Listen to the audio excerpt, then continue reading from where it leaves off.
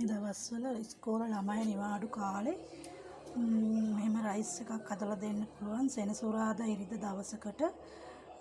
ළමයි ඉතින් කඩවල් වලින් කෑම කන්න හුරු වෙලා ඉන්නවා සමහර දෙමාපියෝ ගොවිතැන් වැඩ කරනවා රජේ රස්සා කරනවා සතියකට සැරයක් වගේ තමයි සමහර දෙමාපියන් මේ ගෙවල් වල රැඳෙන්නේ එදාටවත් මේ වගේ ගෙදර හදා ගන්න පුළුවන් රයිස් එකක් හදලා දෙන්න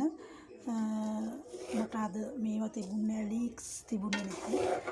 රසකාරක මොනවත් දැම්මේ නැහැ ගෝවා ඩිංගක් තිබිලා දැම්මා කැරට්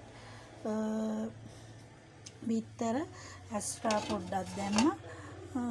එහෙම තමයි මම මේක හදාගත්තේ ඉතින් ගෙවල් වල අඩුපාඩු වෙනවනේ ඒ නිසා මේ ඒ වගේ හදලා තිව්වා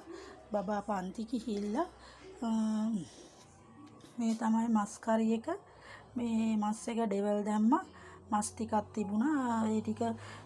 බැදෙන්න ඇරලා අලගෙඩියකුත් දාලා ඊට පස්සේ මාළු මිරිස් තක්කාලි ලුණු දාලා තෙලට දාලා ගත්තා එහෙම වැඩි වෙලා යන්නෙත් නැහැ මේ වගේ දේවල් වලට ළමයි ආසාවෙන් කනවා මේ දවස්වල මැස්සෝ වැඩි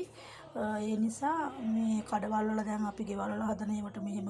මැස්සෝ දෙන්නෙක් වහනවා නම් කඩවල් වල කෑම කොහොම වහනවද කඩවල් වල කෑම නොදී ඉන්නේ කියන්නේ නැහැ ඒ වුණාට ළමයින්ට ඉතින් ගෙදරත් මේ විදියට දවසක් හරි වෙන් කරලා නිවාඩු දවසේ හරි නිවාඩු මාසෙන් සතියකට එක දවසක් හරි සතිය වීකෙන්ඩ් එකේ හරි ළමයින්ට පුළුවන් දේවල් කන්න දෙන්න කඩවල් වල තියෙන දේවල් ඉතින් ළමයි කන්න ආසයි රසකාරක තියෙන නිසා ඒ වුණාට ඉතින් රසකාරක කඩවල් වල කෑම රස නැහැ ගුණ මේ හොඳ නැහැ කියන්නේ නැහැ ඒවයි තිබෙන රසකාරක දේවල් ළමයින්ට අගුණයිනේ අපි ඒවා කන්න දෙනවා කන්න දීලා ඊට පස්සේ ඊට වැඩි ලොකු වියදම් කරන්න පුළුවන් මහරගම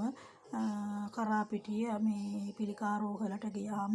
හොඳට පේනවා බට ගහලා වතුර විතරයි ඒ වගේ නොයෙකුත් විදිහේ දුක් විඳිනවා ලෙඩවල් හැදුනහම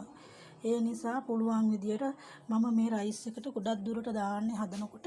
මුරුංග කොළ නිකන් මේ මේක වගේ දැනුණට මුරුංග කොළ මැල්ලුමත් හරි රසයි තෙලට දාලා පොල් ටිකක් දැම්මාම කන්න පුළුවන් අර නිකම්ම මැල්ලුම හදද්දි පොඩ්ඩක් හොගතිය එනවා අරම ටිකක් කර වෙන්න වගේ හදලා ගත්තාම කන්න පුළුවන් ගොඩක් මේ රසකාරක ಜಾති දාන්න බලන්නේ නැහැ මේ වගේ දේවල් හදනකොට ගෙදර හදනකොට මේකට දැම්ම ඉතින් සෝස් පැකට් එකක් මේ අර මැලේසියන් මේ මාළු මිරිස් එක නෙමෙයි මේ මාළු මිරිස් එක ඉතින් ඒක ගොඩක් සැරයි දරුවට කන්න පුළුවන් වෙයිද දන්නේ වෙනකොට හරියයිද දන්නේ ඉතින් මේ වගේ දෙයක් ඔයාලගේ බබාලට හදලා දෙන්න සුබ දවසක්